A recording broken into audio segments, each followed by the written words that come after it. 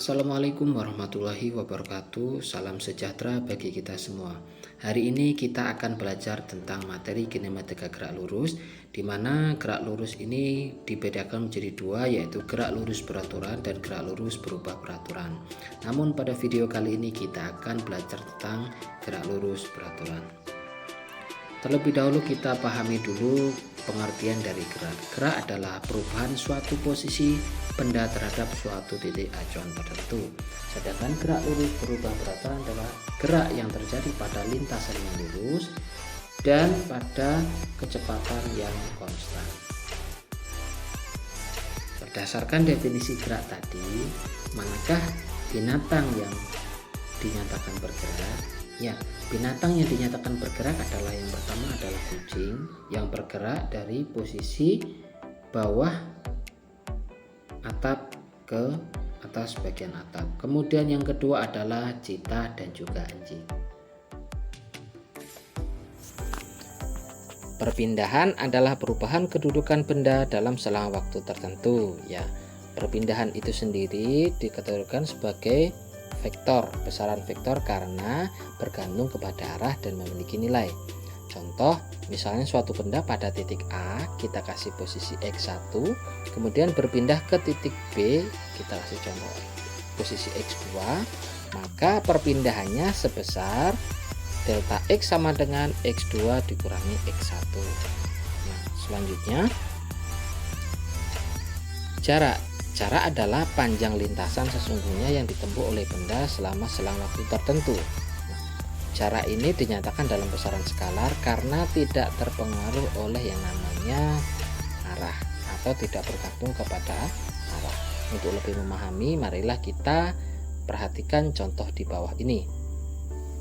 Suatu benda bergerak dari titik A ke titik B, ya, dari titik A ke titik B sejauh 5 meter dan kembali lagi ke titik A sejauh 5 meter. Berapakah jaraknya dan berapakah perpindahannya?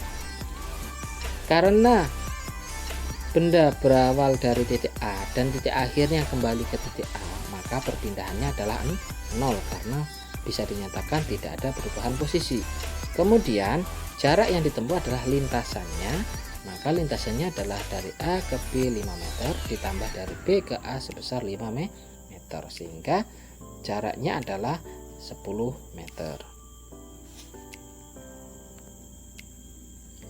Contoh selanjutnya, Andi mendorong angkong berisi buah sawit ke arah timur sejauh 6 meter.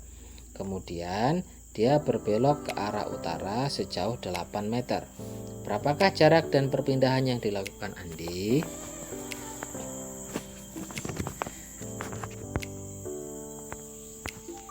Perpindahan Andi adalah dari titik A ke titik C, yaitu sebesar 10 meter.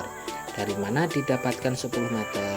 Dengan menggunakan teorema Pythagoras pada segitiga siku-siku, maka kita bisa mengetahui hasil dari sisi miringnya, di mana rumus Pythagoras adalah kuadrat sisi miring sama dengan jumlah kuadrat dua sisi yang lainnya, sehingga bisa dinyatakan kuadrat sisi miring, misalnya di sini adalah x kuadratnya, maka 6 kuadrat ya ditambah dengan 8 kuadrat. 6 kuadrat sama dengan 36, sedangkan 8 kuadrat sama dengan 64. Maka jumlah keduanya adalah 100.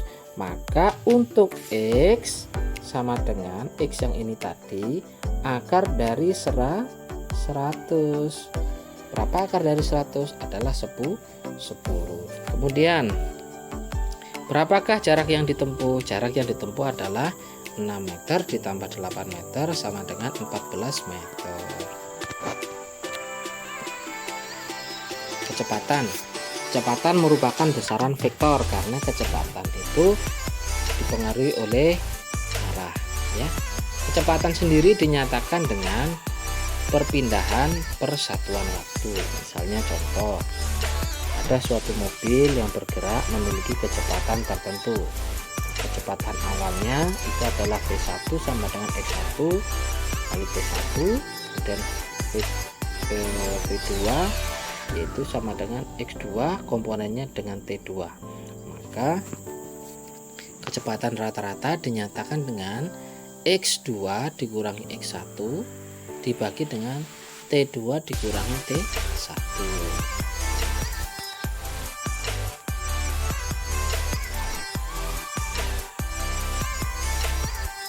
Setelah kecepatan, apa bedanya kecepatan dan kelajuan? Kalau kelajuan itu adalah besaran skalar, di mana kelajuan tidak bergantung terhadap arah.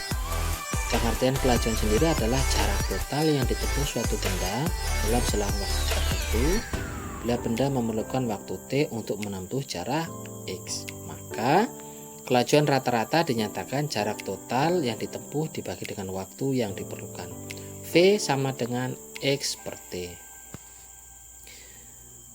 Lalu ada percepatan. Percepatan rata-rata merupakan perubahan kecepatan per satuan waktu atau delta V sama dengan delta T. Nah, kita menginjak kepada gerak lurus beraturan. Apa itu gerak lurus beraturan? Gerak lurus beraturan adalah gerak yang lintasannya lurus, ya, yang kecepatannya konstan atau tidak ada peningkatan kecepatan atau penurunan kecepatan, sehingga percepatannya adalah 0. Kenapa harus pada lintasan yang lurus? Karena jika lintasannya berbelok, maka dia akan mengalami perubahan kecepatan, baik itu perlambatan maupun percepatan seperti itu. Nah, kalau kita lihat di sini ada 3 grafik untuk GLB, yaitu grafik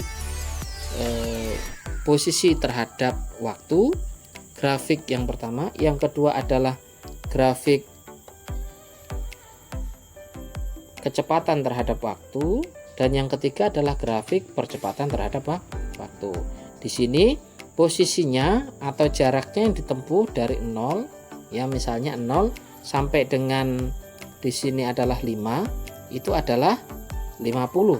Kemudian di posisi waktunya ini adalah 10, maka di sini ada 100. Kemudian pada posisi 15 waktunya 15 detik, di sini 150.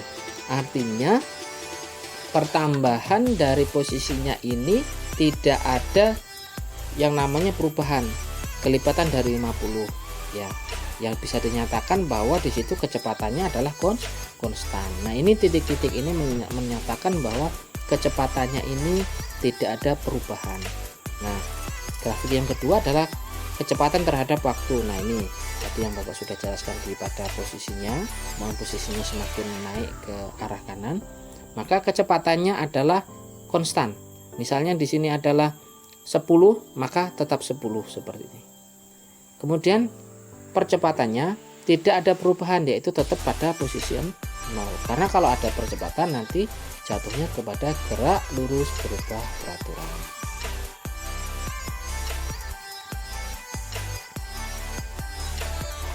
Persamaan gerak lurus beraturan, ya.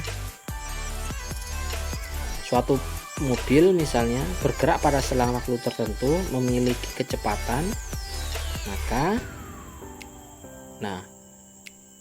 ini adalah grafiknya, maka bisa dinyatakan X-nya atau jarak yang ditempuh adalah kecepatan dikalikan dengan waktu, sedangkan kecepatan itu sama dengan jarak yang ditempuh dibagi dengan waktu. S sama X itu adalah sama, boleh menggunakan X, boleh menggunakan S. Sedangkan T atau waktu yang ditempuh sama dengan jarak dibagi dengan waktu. Nah, luas atau jarak S itu bisa dinyatakan dengan luasan dari persegi panjang pada grafik. Karena apa? Karena di sini kecepatannya selalu konstan, sementara waktunya semakin bertambah, maka besarnya jarak itu sama dengan besarnya daerah yang diarsir, ya, atau besarnya persegi panjang diarsir pada grafik P terhadap T. Untuk lebih memahami gerak lurus beraturan dan juga pengaplikasian rumus gerak lurus beraturan dalam soal, maka marilah kita bahas contoh berikut ini. Karena patah hati, Udin memacu motornya lurus sejauh 150 km ke arah barat selama 3 jam. Kemudian berbalik ke timur sejauh 50 km selama 2 jam. Kecepatan rata-rata Udin dalam perjalanan tersebut adalah diketahui X1 sama dengan 150 km ke arah barat, T1-nya sama dengan 3 jam, X2-nya sama dengan 50 km ke arah timur, T2-nya sama dengan 2 jam. Ditanya V rata-rata atau kecepatan rata-rata, maka bisa dinyatakan dalam bentuk perpindahannya adalah dari timur ke barat kemudian kembali lagi ke timur, seperti ini ya perjalanan Udin ini. Maka titik awalnya di timur dan titik akhirnya adalah di sini. Maksud Bapak di sini, tidak lagi berada di barat ya, seperti yang dinyatakan dalam garis merah ini ya, seperti yang dinyatakan garis merah ini. Maka perpindahannya sejauh berapa? 150 dikurangi dengan 50. Kenapa dikurangi, Pak? Karena perpindahannya adalah ke arah barat dan berbeda arah atau berlawanan arah ke arah timur, sehingga harus dikurangi 150 dikurangi 50 km. Berarti perpindahannya sejauh berapa? Sejauh 100 km. Kita lihat dalam penyelesaian soalnya ya, D sama dengan perpindahan per waktu yang diperlukan, atau sama dengan delta X per delta T, atau perpindahannya 150 dikurangi 50 sama dengan 100 dibagi dengan waktu yang diperlukan 5 jam, sehingga V nya sama dengan 20 km per jam ke arah barat ya. Oke, kesimpulan dari pembelajaran hari ini adalah gerak adalah perubahan posisi suatu benda terhadap titik acuan. Adanya gerak itu menyebabkan adanya dua besaran. Yang pertama adalah perpindahan, yang kedua adalah jarak. Perpindahan adalah perubahan posisi suatu benda dalam selang waktu tertentu dari titik awal ke titik akhir benda. Sehingga perpindahan ini disebut juga dengan besaran vektor karena dia bergantung kepada arah dan memiliki nilai. Sedangkan jarak adalah panjang lintasan suatu benda dalam selang waktu tertentu. Nah, jarak ini dinyatakan dengan besaran skalar karena tidak bergantung kepada arah, hanya memiliki nilai.